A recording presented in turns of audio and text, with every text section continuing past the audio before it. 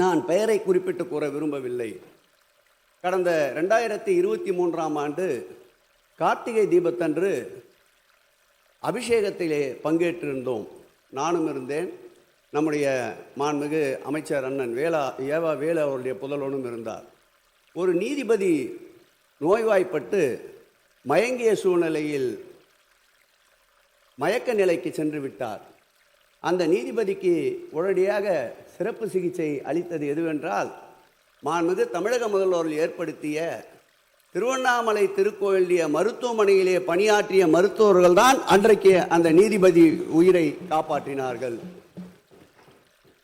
மாண்புமிகு தமிழக முதல்வர் அவர்கள் ஏற்படுத்திய இந்த 17 மருத்துவமனைகளில் இதுவரையில் சிகிச்சை பெற்ற அந்த பக்தருடைய எண்ணிக்கை எடுத்துக்கொண்டால் 7,16,187 பேர் இதுவரையில் சிகிச்சை பெற்றிருக்கின்றார்கள் என்பதை இந்த அவையின் கவனத்திற்கு கொண்டு வருகின்றேன். இது மருத்துவமனையோடு நிறுத்தப்படவில்லை.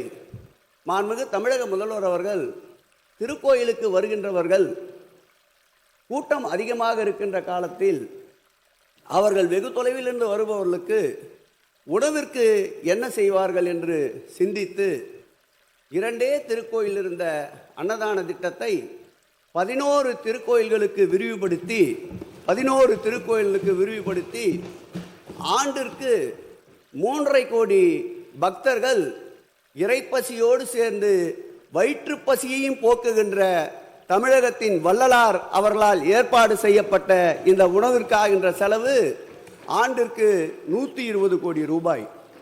அது மாத்திரமல்ல, இப்படி திருக்கோயில்களுக்கு அதிகமான பக்தர்கள் வருகின்ற திருக்கோயில்களுக்கு ஆன்மீகம் சார்ந்து இந்த ஆட்சியில், திராவிட மாடல் ஆட்சியில், வீட்டிலே உட்கார்ந்து கொண்டு வயது முதிர்ந்தவர்கள், நோய்வாய்ப்பட்டவர்கள், இறைவனை நினைத்து அவர்கள் பக்தியோடு இறை நம்பிக்கையோடு சாமி கும்பிடுபவர்கள் இன்றைக்கு திருக்கோயிலை நோக்கி திருக்கோயிலுடைய அடிப்படை தேவைகளை நிறைவு செய்வதன் காரணமாக ஏற்கனவே வருகை தந்திருந்த பக்தர்கள் எண்ணிக்கையை விட இன்றைக்கு 25% மக்கள் கூடுதலாக திருக்கோயிலுக்கு வந்து இறை நம்பிக்கையோடு தரிசனம் செய்கின்ற ஒரு சூழல் ஏற்பட்டிருக்கிறது என்றால் மாண்புமிகு தமிழக முதல்வர் அவர்கள் எடுத்த பெருமுயற்சி தான்.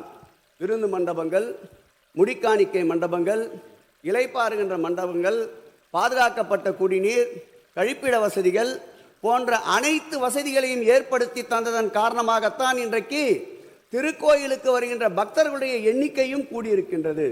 இதோடு மட்டுமல்ல, திருக்கோயிலுக்கு அதிகமாக கூட்டம் வருகின்ற பக்தர்கள் வருகின்ற திருக்கோயிலுக்கு பெருந்திட்ட வரைவு ஒன்றை ஏற்படுத்தினார். இது இந்து சமய அறநிலையத்துறை வரலாற்றிலே இல்லாத ஒரு புது முயற்சி.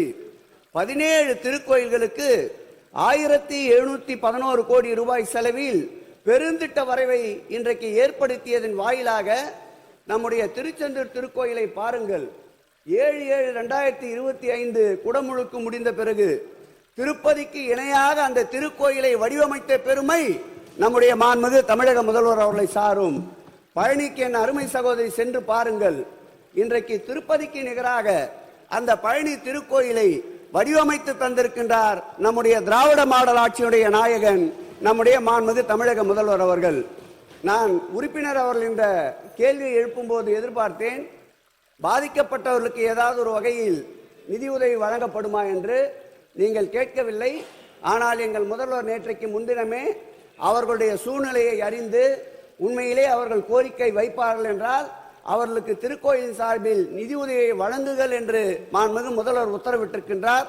ஆகவே அவர்கள் சூழலுக்கேற்ப நிதி உதவி வழங்கப்படும். வருங்காலங்களில் இது போன்ற நிகழ்வுகள் கூட ஏற்படாமல் மனித உயிர் விலை மதிப்பற்றது என்பதை நன்றாக அறிந்த எங்களுடைய முதல்வர் வருகின்ற நோயாளியுடைய தன்மையை அறிந்து அவர்களுக்கு சிகிச்சை தேவைப்பட்டால் உடனடியாக முதலுதவியோ அல்லது தொடர் சிகிச்சையோ என்றிருந்தால் அதற்கும் ஏற்பாடு செய்ய சொல்ல உத்தரவிட்டிருக்கின்றார்.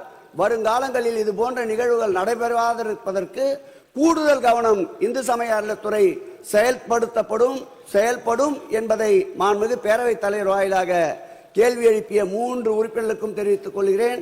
அக்ரி கிருஷ்ணமூர்த்திக்கு திருவண்ணாமலையுடைய கடந்த கால நிலை என்ன, தற்போதைய நிலை என்ன என்பதை நன்றாக உணர்ந்தவர் என்பதையும் பேரவைத் தலைவர் வாயிலாக அக்னி கிருஷ்ணமூர்த்தி அவர்களுக்கு தெரிவித்து அமர்கிறேன். நன்றி, வணக்கம்.